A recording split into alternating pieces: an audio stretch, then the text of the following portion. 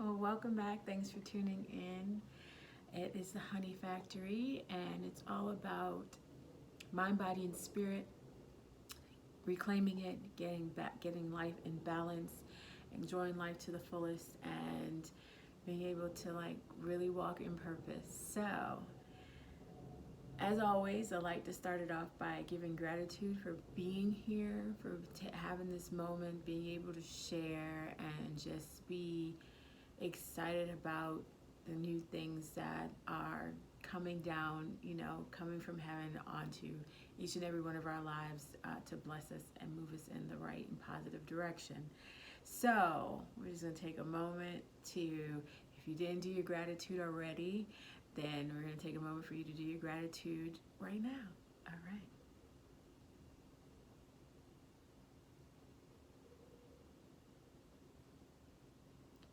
Amen.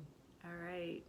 I hope there's so many things that you're grateful for, especially for being alive at this very moment, to really be a witness of what was and what currently is, and then being in the future and be going like, I survived, because you are a survivor. You are victorious. Remember that.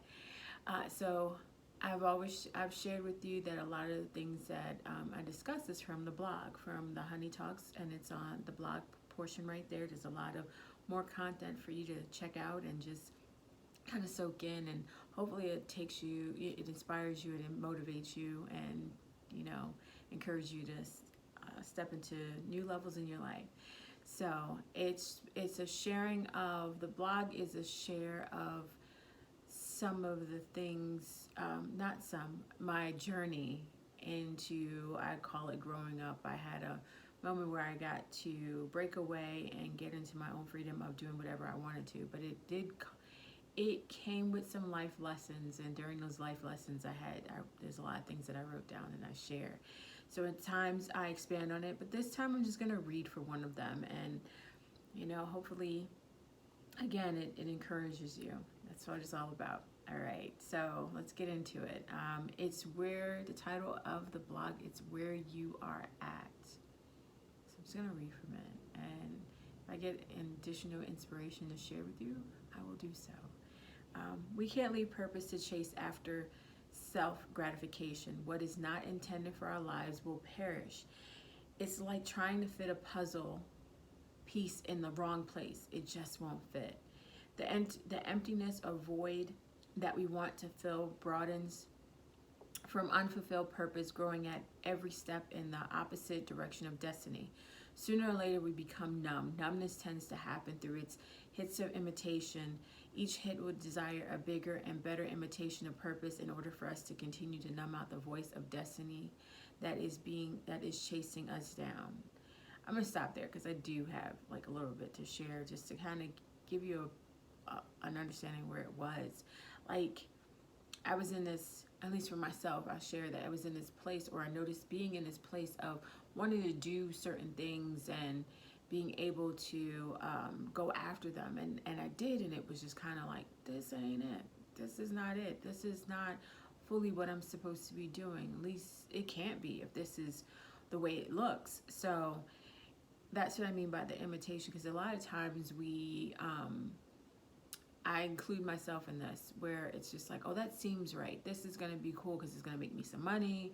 It's going to, it's something that new. It's something that I really want to do. And sometimes the things that we want to do, or it seems like we want to do, because it might be the right fit for where the current climate is. I don't know, like, like,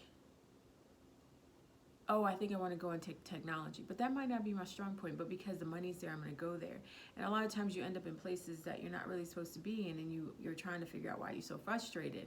And that's part of the frustration, because you really didn't follow your dream. Because no matter what, if you follow your purpose, it'll get you what you want, but it doesn't always look so glamorous in the beginning. So I'm going to continue. Our run becomes exhausting, thirsty, unfulfilling, and empty. We feel like we are running in place with weights to our feet and quicksand all around. The imitation of purpose in the form of money, drugs, sex, food, self-being, and doing will continue to aggravate us as we increase in it, because it wants us to give into the same delight and high as the first hit, which, unbeknownst to us, we will never feel again. That first hit, that first feeling, that of like, oh my gosh, what is that? You don't get that back again. You can try your best to get there, but you don't ever get that feeling again, because there's nothing like the first feeling. So a lot of times those that get addicted to stuff is like, oh, I want to feel that again, and you find yourself doing more and more and more of something just to get that, and you just don't understand. You'll never get that feeling again. The only thing that will satisfy our hunger, quench our thirst, put us at peace is our submission. Our submission to purpose, our submission to the deep that has been calling us, our submission to living our life to the fullest. It is all about our openness to allowing our destiny, purpose, and patience have its perfect work in our lives. How do we, you ask, right? I mean, I know I asked. Like, trust in our Creator. Things of God are not of this world. He's not microwave. Things of God are faith-based. He's the epitome of long-standing strength, focus, trust, truth, endurance, peace, and much more that is good and excellent. We fight to be who He intended us to be, or at least that should be our fight. It may not seem like an easy task, especially when everything around us seems to do what pleases us. It says that it wants to please us. It says it wants to do that, but it doesn't really do what it's, do what we think we want it to do in our lives. But I submit that pleasure, and I break it down as please you are. Pleasure is please you are. Created by God is far better, especially when we are pleasing in His sight. There may be storms, but despite the storms, He is our covering in this large world. There's so much we can choose to do and become. We are constantly bombarded by things that are seemingly not beneficial and distracting from our true purpose and destiny.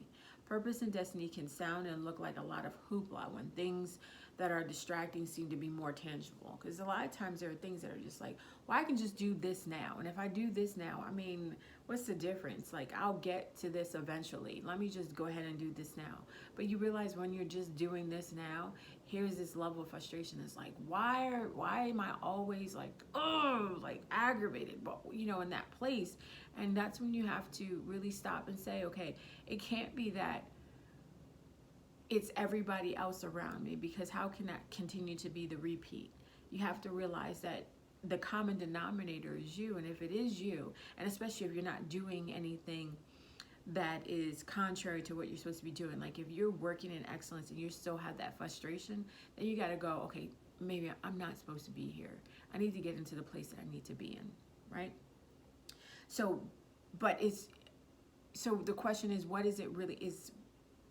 out there is really tangible and worth it and long-standing that can last as long as living in purpose? Some things that can be had need to stay in a glass container. You need to just look at it, enjoy looking at it, but don't even touch it. Don't even bother.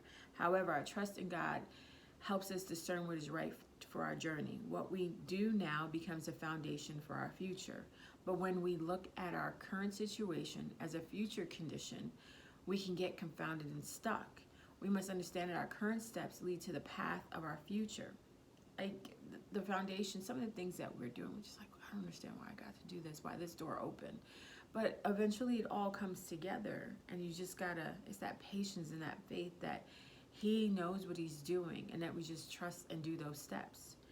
And even those things where it's like, okay, I don't see this door open, but I'm gonna continue to work this. And you just work it. It's everything is a faith-based, like you stopping to go, how do I explain it best? It's, your path, okay, I'm supposed to be whatever it may be. I'm supposed to be a writer. And if you're supposed to be a writer and everything seems like, okay, but I'm not that great at that, but let me go do this because I know I'm better at this. But you keep coming back to the writing thing. Sometimes you're just going to have to just keep doing the writing thing for you to see where you're supposed to go in that writing thing, and let that door open for it to happen. Does that make sense? I hope so. 'Cause we just can't, we don't know where everything leads to. Well, we just don't know what the future, our our final destination, where that would be. So we must understand that our current steps lead to the path of our future. Although the things of our future are beyond us, our trust in God for our future allows us to manifest the preordained destiny for our lives. Our purpose is entangled with the steps ordained by God. The word says the steps of a good man are ordered by the Lord. So what are the current things in your lives that don't seem glamorous? What are the things we believe are a waste of our time? Could it be that the thing that is frustrated, that seems not so great, waste of our time, too much pressure, too much, oh, you don't think you're that great in it, that is shoring us up the more we work in it, shoring up our foundation? What I'm saying is this: continuous working of this muscle of faith will build our strength and create the physique we saw, or we see, or we want to see, didn't know how to get, and desired. It's not the instant gratification that is the final say-so, because that fades once obtained. You ever had something that's like, oh, I finally got here, and then you go, what the hell is this? I didn't want this. What is this crap? Like when I moved to California, it was definitely different. And I wanted the sunshine, I wanted the fun, I wanted all that. But when I got there, here's something that I was like, I finally got it. Like, I would never have considered it instant gratification, just because I was just like, it took me forever to get out there in my eyes. And when I finally got out there, it wasn't what I thought it was. It was definitely different. But no matter what's so awesome about God and how much he loves us is that even the mistakes that we make, he can still get the glory out of it, because there's nothing that will ever waste before him where he doesn't make it and turn it around, and that we get the blessings out of it. So even though I would be like, take it all away, throw it away in a handbasket, I can still look back on it and be like, here are some moments that really resonated with me and helped me grow to another level. And I appreciate that. Some other things I don't appreciate, so I'm going to throw it out. And just all I'm saying. So because it can fade away. Sometimes those things that are that we get automatically, that we think we wanted so bad and that was going to solve everything, you then realize that ain't it. It's the continuous working of what God has set before us that seems to stand still. Excuse me. It just seems to stand in that place. We have to be thankful. It's the continuous working of what God has set before us that seems to stand still. We have to be thankful for our foundation and our things. We can reflect on where we started and where we are at. In our moments of gratitude, we will see the gradual increase of consistent work and perseverance. We will see God's hand. So we have to trust in God and where he wants us to be, and continuously work on what he's put before us, and just give him thanks and praise every day that you have what you have, and he's a faithful God, that he hears your heart and your desire, and he'll take you to that path. And basically at the end of the day, when he's pointing you towards it, it's about us taking the steps. So it's a continuous work with God. It's not just him doing the work, because he's got to see our faith in that walk. He's got to see that we want it so much that we believe him for it. It's not just one of those, okay, yeah, that's a nice to have, just give that to me, thank you. No. We gotta, how bad, it's not that he's really saying this, but the way I interpret it, it's like he's saying, how bad do you want it? Ask, seek, knock. How bad do you want it? Like, would you stay where you're at? What would you do? How bad do you want it? Not where you're harming anyone, but that you would continuously ask and seek his face and seek his guidance, and say that you'll wait on him. How bad do you want it? It's not what the world says. What is, how bad do you want it? That you go knock everybody down and you beat everybody up and you take people's money and you just run and burn yourself out. That's not his thing. He wants you to be healthy because he gave you health. He wants you to be happy because he gives you your happiness. He wants you to feel loved and appreciated and all that, wrapped up in one and plus more. So all those good things, that's what he wants. So if you see something negative in that, that ain't him.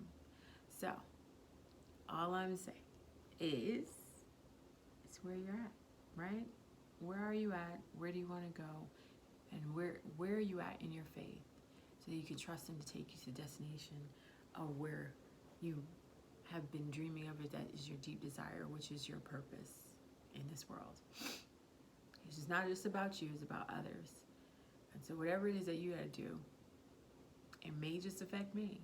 And I would be happy if that was so, because there's people in our sphere of influence that we get to experience them walking in purpose and them experiencing us walking in purpose. And so we go hand in hand. That's all that I have. Take a moment to think about it, and I'll see you next week. Blessings.